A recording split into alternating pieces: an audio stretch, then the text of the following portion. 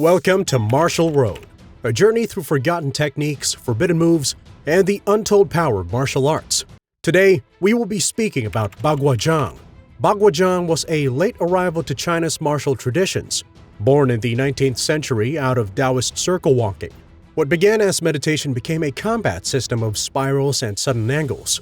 The Qing court trusted it enough to put in the hands of palace guards, men who weren't training for performance, but for survival. Their task was to hold palace gates, escort ministers through alleys, and fight off ambushes in tight spaces.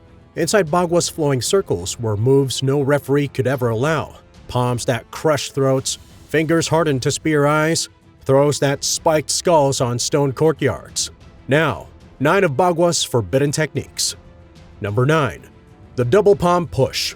Iron body shock. At first glance, the double palm push looks ceremonial. 2 hands extend forward, the stance drops slow, the body coils. Outsiders see a shove. Guards saw a shock wave. In drills, students pressed their palms against hanging sandbags and heavy wooden posts. Success wasn't measured by how far the target moved, but whether it refused to move at all. That required the entire body to fire in one release. Rooted steps, hips twisting, spine flexing, arms striking through. Used on a person, it did more than shove them back. It could crack ribs, drive the air from the chest, and slam an opponent against a wall. One blow was often enough to finish a fight before it started. Qing manuals listed it under body shocks, techniques intended to end an attack on the spot. Witnesses wrote of the sound of palms slamming against posts echoing through palace courtyards, sharp and heavy like drums. For the guards, that noise was more than exercise. Each strike was a rehearsal for the moment when hesitation could cost a life. Number 8. The finger spear. Eagle claw style influence. The finger spear didn't start in Bagua. It came from Eagle claw, a system that specialized in ripping throats and gouging eyes. Bagua took it and twisted it into its spiraling steps, making the attack harder to anticipate, harder to avoid. The training was brutal. Students drove their fingers into bowls of sand, then beams, then gravel, and finally iron pellets. They stabbed bundles of reeds until their tips were raw, then kept going until calluses formed. Old stories tell of masters who could leave dents in bark or puncture leather with a single thrust. The strike itself was horrifyingly simple. Fingers joined into a spear, driven into the eyes or throat. In Republican-era Beijing, street duels were said to end in a blink when the spear hand found its target. Soldiers used it to silence sentries without a sound. One thrust, collapse, and the patrol passed on. Legends of spearhand masters spread faster than the art itself. Apprentices whispered that a single finger thrust could kill. Whether true or not, the fear it carried was enough to make rivals hesitate. Number 7. Head and spine throws. Bagua's footwork did more than help fighters evade. It set up throws that looked nothing like wrestling or judo. Rather than lifting from the hip, Bagua turned with spirals that whipped opponents sideways or backward, driving them headfirst into the ground. Training took place on packed dirt and stone courtyards. Injuries were part of the routine. Concussions, knocked out teeth, bones broken in place. The technique was straightforward. Step behind, hook a limb, keep circling, and let gravity finish the rest. The opponent's head met the ground before they knew what had happened. Palace records note that escorts had seconds to neutralize ambushes. These throws provided finality: a snapped neck, a fractured skull. One enemy down instantly. Focus returned to the next. Modern dojos cushioned the motion with mats, but the old manuals were blunt. They described the spiral not as a throw, but as returning the body to earth. The language itself makes clear what the move was meant to do. Number 6. Pressure point attacks. Among Bagua's lesser-known methods were pressure point strikes, influenced by the broader tradition of Dim Mak. These weren't theatrical death touches. They were precision shots to nerve clusters and vulnerable points that science now confirms as weak spots. Students learned the map: brachial plexus at the side of the neck, solar plexus beneath the ribs, the nerves along the jawline and behind the ear. A strike into the armpit could deaden the arm. A blow to the temple could scramble vision. A jab into the solar plexus could stop breath in an instant. Guards prized these attacks because they bypassed armor and size. A man in breastplate could shrug off sword cuts, but a fingertip thrust into the right nerve made his arm useless.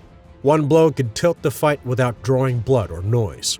In modern times, these strikes slipped into myth. Popular films romanticized Dim Mak as secret assassin's lore. But for Bagua practitioners, pressure points weren't mystery. They were shortcuts, learned, drilled, and used in alleys where hesitation meant death. Number 5. Joint manipulation, locks and breaks. Bagua went beyond striking. It borrowed from Chin Na, the art of seizing and control, and turned joint destruction into a weapon. Wrists, elbows, knees, anything that could bend, Bagua taught how to snap. A palm change could hook the wrist, spiral the arm, and dislocate the elbow before the opponent realized. A sweeping step could catch the knee and wrench it sideways, tearing ligaments in an instant. Unlike large joints, these small hinges had no chance of rolling out or resisting. Training was unforgiving. Students twisted ropes until fibers snapped, crushed reeds until they splintered, and squeezed sandbags until their arms went numb. The habit became second nature. Seize, twist, break. Guards favored these methods when silence was required. Breaking a thumb forced a knife from a hand without blood. Snapping fingers ended resistance without a shout. In a crowded marketplace, it meant the difference between chaos and control. To the men who practiced it, joint manipulation wasn't cruel. It was insurance. Once a blade clattered to the ground, it stayed there. Number 4. Spinning elbow and back fist. Bagua spirals didn't stop at the feet. They drove the strikes as well, most famously the spinning elbow and back fist. A twist of the waist whipped the whole body into motion. The elbow crashed in first, sharp and sudden. If the target slipped aside, the back fist snapped around to finish the job. Training in circles. Students walked around poles or trees, drilling the rotation until the body learned to strike from blind angles. The strength didn't come from muscle alone, but from momentum. A full body torque snapping into bone.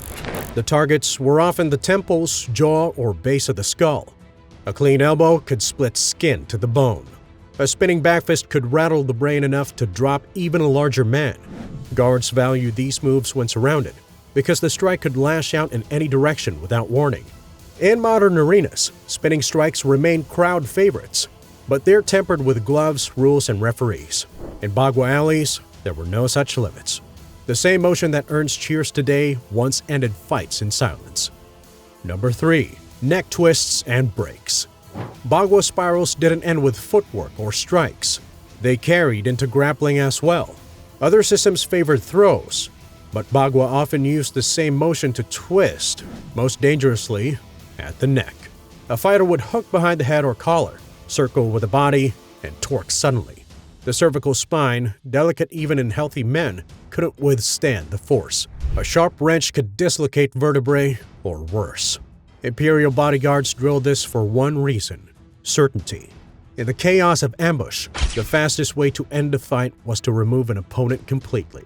Some manuals describe these locks bluntly: turn the head, break the root. Stories from the Qing tell of duels where the victim collapsed before a strike was even thrown. Doctors of the time wrote of necks broken like dry sticks. Such accounts may be exaggerated, but the fear they inspired was real. Few techniques carry such a reputation for finality. To touch the head was to end the fight.